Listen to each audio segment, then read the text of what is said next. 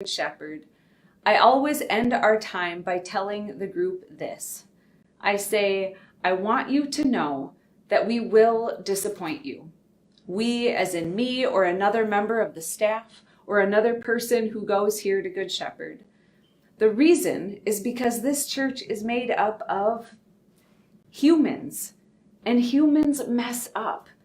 For example, one of us as pastors may say something that you disagree with in a sermon or that makes you uncomfortable. Or if you're helping with a service project, another member may boss you around or tell you to do something differently.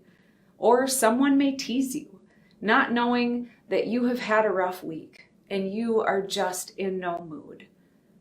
But I say to the people in the class, I hope that you will still choose to join this congregation and that you will choose to go to the person who has hurt you or rubbed you the wrong way and let them know. Give them the opportunity to apologize, to ask for forgiveness, and to learn from this experience with you. I share with the class how sad I am that it is just so easy to give up and to leave a community. It's easy to drop off the map, to ghost someone, and to never let them know that they hurt you. And there is never then the opportunity to repair what has been broken. And I say, please help us be a community that speaks directly to each other, rather than about each other. The church is the one place on earth where giving and receiving forgiveness should just be a part of our regular practice. It should be the model for the rest of society. Jesus died on a cross to bring forgiveness. So let's show the world something different than the usual way that we quit each other and cut one another off. Let's be a group that learns how to stay together. Forgiveness is what heals, what strengthens, and what makes a new beginning possible. Please be part of that with us at Good Shepherd. Okay, it's a long speech, but it's important. And I think, to be honest, my biggest issue with humans is that they are so human. And if I'm being really honest, the thing that I do not like is that I am a human and I mess up in this community as well. I say things without thinking and I hurt people I care about. I get wrapped up in my own busyness and stress, and I get short with those closest to me. I forget that other people have stress too. I can excuse my poor behavior because of my stress, but I forget to excuse other people. Our sermon series is called Build a Life That Matters, and we are making the argument that building a meaningful life includes building community. Last week, I preached a sermon about building friendships as adults and how challenging that can be. I shared how building friendships can be done by making proximity a priority, that we need to build connection in our daily lives with the people that we're already seeing on a regular basis. I talked about how friendships take time. If we clock enough intentional hours with people, they go from acquaintance to casual friend to close friend. But here's the problem. If we get close enough to others, they can hurt us or we can hurt them. And then what are we supposed to do? Get defensive, self-protect, pull back from the friendship? Well, you could do that. In fact, a lot of us respond this way when we get hurt by someone else. But there is another way. Let's look to Jesus for guidance. Today, I shared with you a Bible passage that I have read 1,000,000 times, and I completely missed the point of it every single time. Jesus tells his friends how to respond when someone wrongs them, and he gives them a 4-step process for handling conflict in friendship.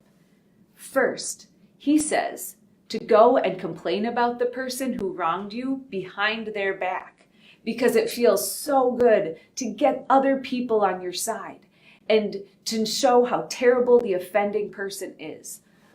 Oh wait, I think I read that wrong. No, okay, actually, step 1. Jesus says, that step one is to go directly to the person who wronged you. Let them know how their actions impacted you when the two of you are alone, so that you can get it worked out directly. Second, if the first conversation doesn't work, just let them have it on Facebook or on your social media platform of choice. Make sure to publicly shame the person online.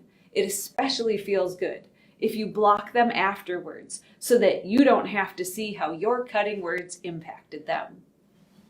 No, wait, okay. I think I read that part wrong too. Jesus says that the actual step two is to bring a few people with you so that it can help both of you stay honest in your conversation and that neither side could get distorted.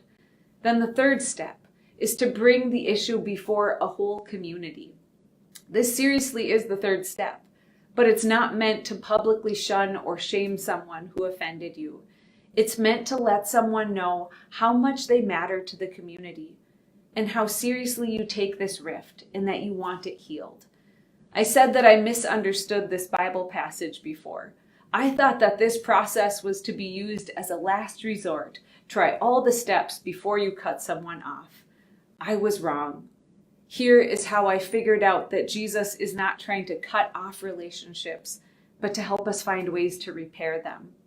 Right before Jesus' instructions about how to resolve these fights, he tells his followers a parable of lost sheep. He says, "What do you think? If a shepherd has 100 sheep and one of them has gone astray, does he not leave the 99 on the mountain and go in search of the one that went astray? And if he finds it, he rejoices over it more than over the 99 that never went astray. So it is not the will of the Father in heaven that one of these little ones should be lost.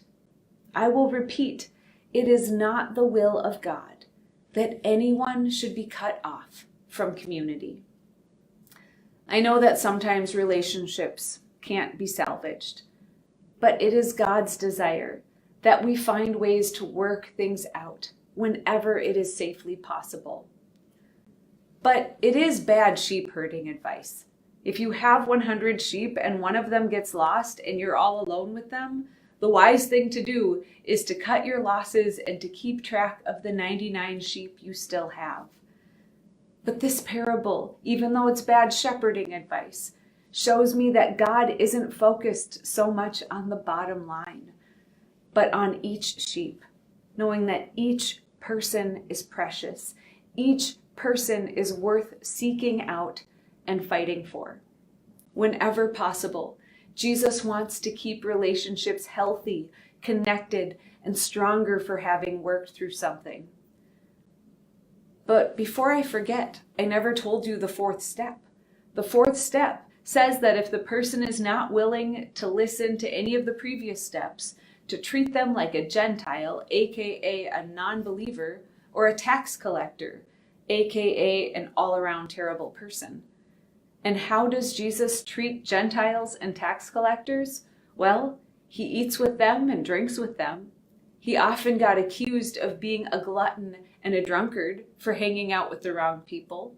Also, Jesus shows extra compassion to the kinds of people that are left out of most communities. And we find these words of Jesus in Matthew's gospel. The disciple Matthew was a tax collector. How did Jesus treat him? He invited Jesus to become one of his followers and one of his closest friends.